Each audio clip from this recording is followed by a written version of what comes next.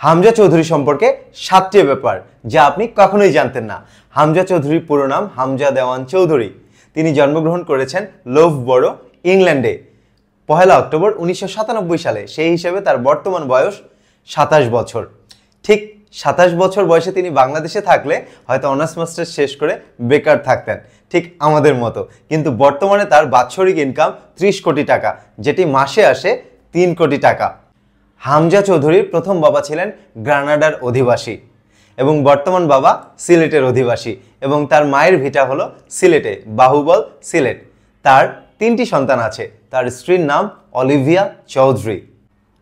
2 নম্বর, তার উচ্চতা হলো 5.10 ফিট বা 1.78 ইঞ্চি। আমরা সবাই জানি যে ডিফেন্সে খেলতে হলে অবশ্যই ভালো হাইট থাকতে হয়, তার কিন্তু সেই হাইটটি আছে। 3 নম্বর, তার পড়াশোনা কিন্তু ইংল্যান্ডে। তিনি বড় হয়েছেন ইংল্যান্ডে। সান্ধ্যকালীন মাদ্রাসায় তিনি পড়েছেন এবং তিনি একজন সুন্নি মুসলমান।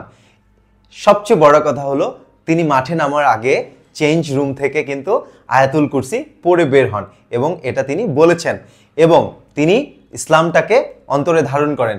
এজন্যই 2021 সালে যখন FA কাপে তারা চ্যাম্পিয়ন হয় তখন ফোফানার সাথে তিনি প্যালেস্টাইনের পতাকা শেয়ার করেছিলেন। 4 নম্বর, পজিশন। তিনি কোন পজিশনে খেলেন? তিনি রাইট ব্যাক এবং ডিফেন্সিভ মিডফিল্ডার, এই পজিশনগুলোতে খেলেন। এই পজিশনে কারা কারা খেলেন? বর্তমানে বেস্ট ডিফেন্সিভ মিডফিল্ডার আমরা জানি আশরাফ হাকিমি, যিনি খেলেন প্যারিস সেন্ট জার্মানের। তারপরে আবার কে আছে?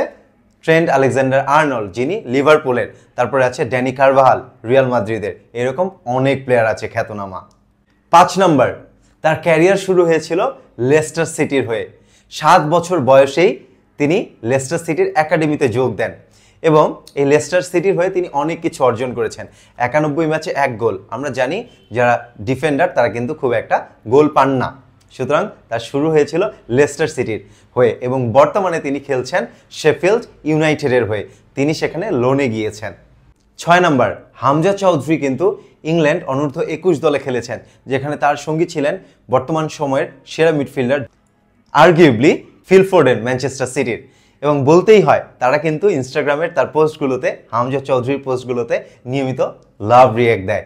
সুতরাং চিন্তা করতেই পারছেন বাংলাদেশ কেমন একজন ফুটবলার পেল। 7 নম্বর, এটা আপনারা কমেন্ট বক্সে বলবেন যে হামজা চৌধুরী বাংলাদেশের জন্য কি কি জিতবে এবং বাংলাদেশের ভবিষ্যৎ কেমন হচ্ছে সামনে। আল্লাহ হাফেজ।